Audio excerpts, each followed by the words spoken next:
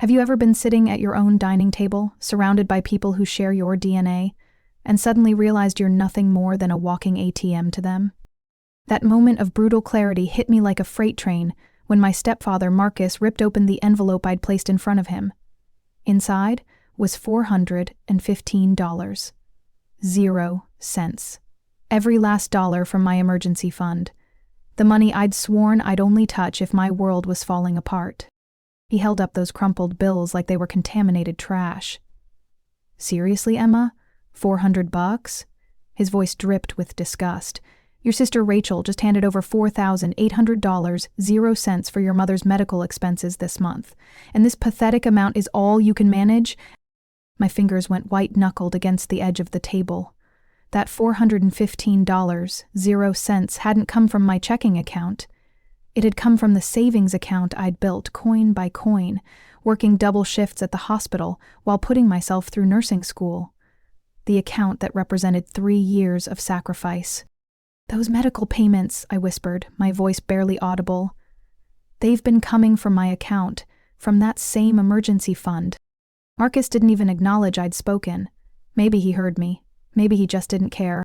If stories like this make your blood boil, smash that subscribe button right now. Hit like if you believe in karma, and stick around because this tale of justice is about to get absolutely wild.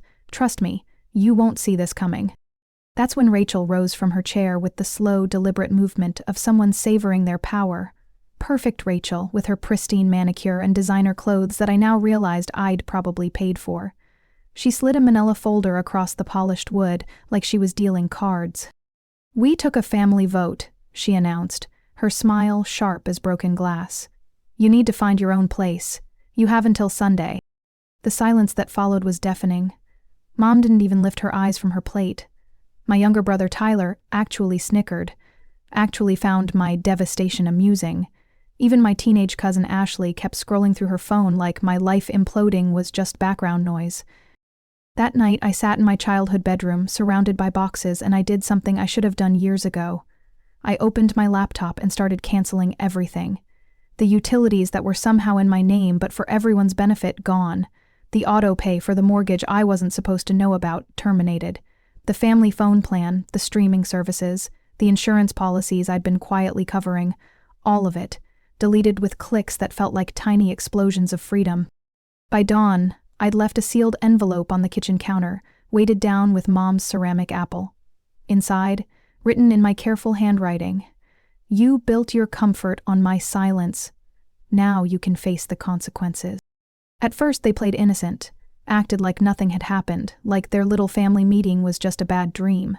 But within 48 hours the facade began cracking like old paint. Mom's voicemail came first, her voice honey-sweet and trembling. "Sweetheart, we didn't mean it as an actual eviction. We just thought you needed some independence. You know how Marcus gets when he's stressed about money." Then Rachel called, tears streaming through her voice. "Em, we were just joking around. You know how you get all dramatic about everything? Besides, it's not even really your apartment. You've been living here rent-free for ages." Lie number 1. That lease downstairs? My name, my credit check, my security deposit. And Rachel? I'd been covering her portion of expenses for 18 months straight. She owed me $13,400, 0 cents, and she had the audacity to text me asking for $750, 0 cents, for her yoga retreat the very next day. When I didn't respond, when I didn't come crawling back with my checkbook open, they launched their campaign. Facebook posts painting me as the ungrateful daughter who abandoned her struggling family, screenshots in the family group chat, carefully edited, of course, showing me being selfish and cold. Relatives I hadn't seen since high school suddenly had opinions, calling me spoiled, claiming money had corrupted my heart.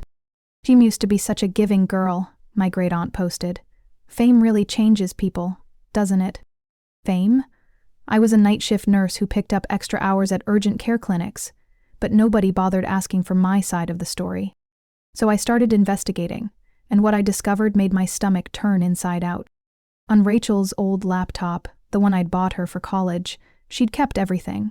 A detailed Excel spreadsheet tracking every penny she'd siphoned from my accounts. Netflix subscription renewal she'd labeled a $300, 0 cents grocery store charge. Emma won't notice if I say it's Spotify, read a note next to a $500 0 cents car payment. But the recordings were the worst part. She'd saved years of my voicemails, then spent hours splicing them together into damning phrases. My original message saying, "I don't care if she keeps lying to me, I'm done enabling this behavior," became, "I don't care if she dies, I'm done." 23 years old, and my own sister had been gaslighting me with doctored evidence. The memories came flooding back then.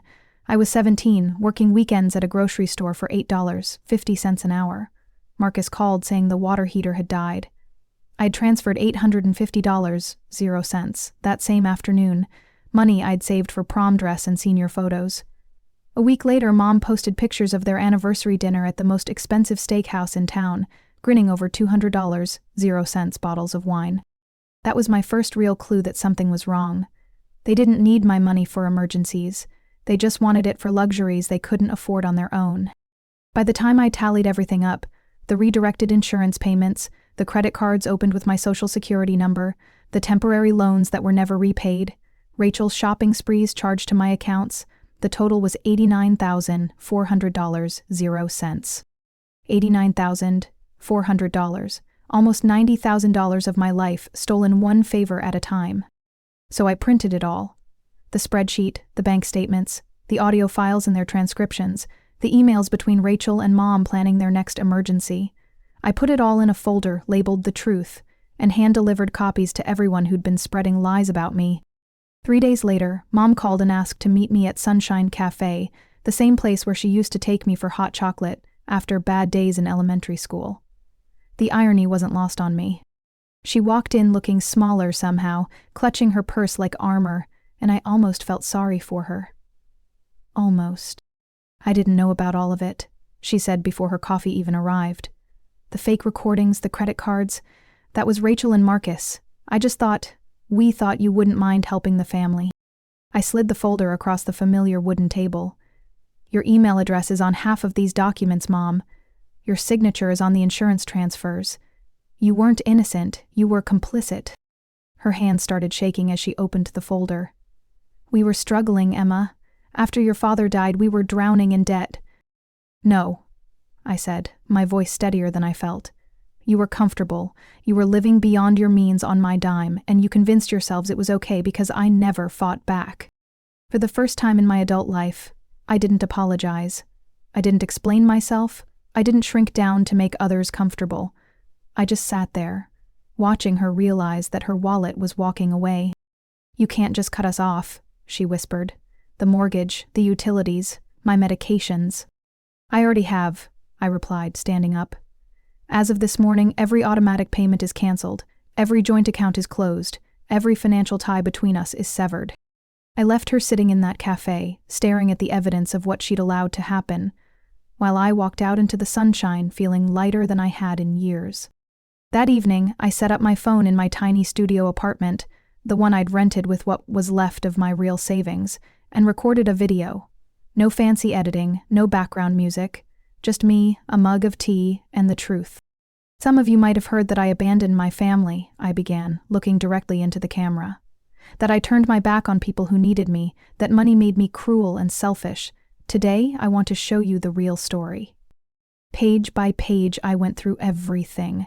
Every fraudulent charge, every manipulated recording, every lie they'd built their lifestyle on. I played the audio clips, Rachel's voice plotting how to access my accounts, Marcus laughing about Emma's guilt complex, Mom coordinating which bills to redirect to my credit cards. "This isn't about revenge," I said as I reached the final page. "This is about freedom, because when you finally stop being someone's secret bank account, you realize you weren't losing a family, you were escaping a prison." I posted that video at midnight. By morning, it had 800,000 views. By the end of the week, it had gone viral, with over 3 million people watching my family's house of cards collapse in real time. The messages flooded in from strangers who saw themselves in my story. "You just described my entire childhood. Thank you for giving me the courage to set boundaries. I've been at my family's ATM for 20 years. This video saved my life." For the first time, I wasn't alone in understanding what I'd endured. The best part? Rachel tried to post her own response video, crying about how I'd destroyed the family and painting herself as the victim. But the comments section absolutely demolished her story. People had screenshots. They'd done their own research. They'd seen through every manipulation tactic she tried to use. Within a month, I'd moved across the state, started fresh at a new hospital, and began rebuilding relationships with the extended family members who'd actually bothered to hear my side. The ones who mattered stood by me. The ones who didn't, well, they showed me exactly who they really were. Looking back now, I realize this was never about getting revenge on people who hurt me. It was about finally, after 24 years of being their silent sponsor, finding my voice and using it to tell the truth. And when I walked away from that cafe, leaving behind the people who'd spent years treating me like their personal ATM, I wasn't losing a family. I was finding myself. What's the most satisfying moment of justice you've ever witnessed? Drop it in the comments below. I read every single one. If this story hits close to home, please share it with someone who needs to hear it, and remember to subscribe because stories like this need to be told. Sometimes the best revenge is just refusing to stay silent anymore.